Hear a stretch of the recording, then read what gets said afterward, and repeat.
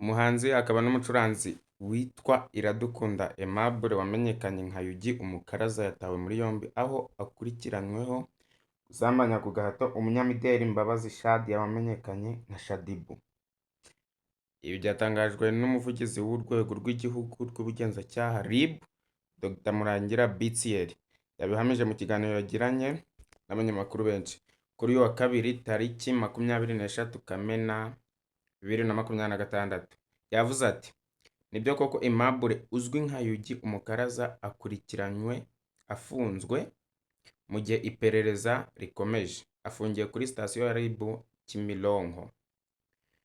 Kuri uyu wa mbere tariki 22 Kamena 2026, Shaddy Boo akoresheje konti ye ya Instagram yatangaje ko yasambanijwe n'uyu muhanzi mu ijoro ryo ku cyumweru tariki ya 21 Kamena 2026. Yavuze kandi ko yagerageje kuvugana na Yugi Umukaraza kugira ngo baganire ku byabaye ariko ngo ntiyabashije kubona ubufasha bwe kuko yahise aca intege ibiganiro byabo.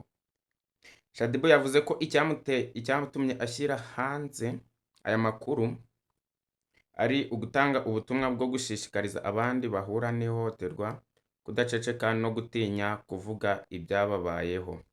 Mu kiganiro yagiranye n'abanyamakuru, umuvugizi wa RIB Dr Bitsiyeri yemeje ko uru rwego rwakiriye iki kirego ndetse ko iperereza ryahise ritangira. Yagize ati ejo kwa mbere tariki 22 Kamena 2026, RIB yakiriye ikirego cya Mbabazi uzwi nka Shaddy Boo. Iperereza ryaratangiye, yakiriwe kuri Isangi One Stop Center ngo afashwe mu buryo bw'ubuvuzi.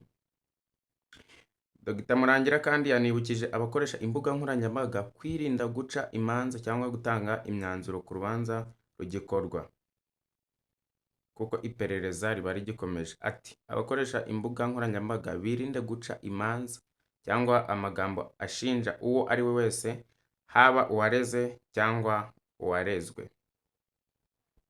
Mbibutse ko uyu Yugi Umukaraza